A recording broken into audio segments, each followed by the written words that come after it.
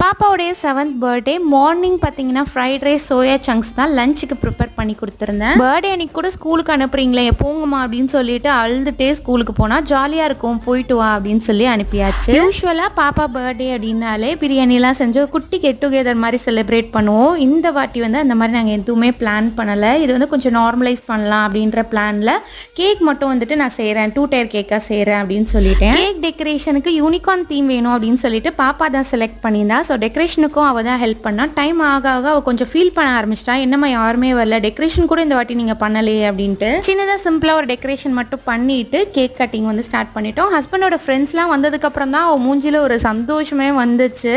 அதுக்கப்புறமா எல்லாரும் வந்து கிஃப்ட் எல்லாம் கொடுத்தாங்க. கிஃப்ட்லாம் பார்த்து தான் அவளுக்கு ஒரே ஹாப்பி ஆயிடுச்சு. உங்களுக்கு இந்த மாதிரி வீடியோஸ்லாம் பிடிக்கும்னா சேனலுக்கு மறக்காம ஒரு சப்ஸ்கிரைப் பட்டன் தட்டி விட்டுக்கோங்க. நைட் டின்னருக்கு பார்த்தீங்கன்னா ஃப்ரைட் ரைஸ் சில்லி சிக்கன் ஹோட்டலில் தான் வாங்கியிருந்தோம். சாப்பிட்டுட்டு கிஃப்ட் எல்லாமே ஓப்பன் பண்ணி சூப்பராக எங்கள் டேவை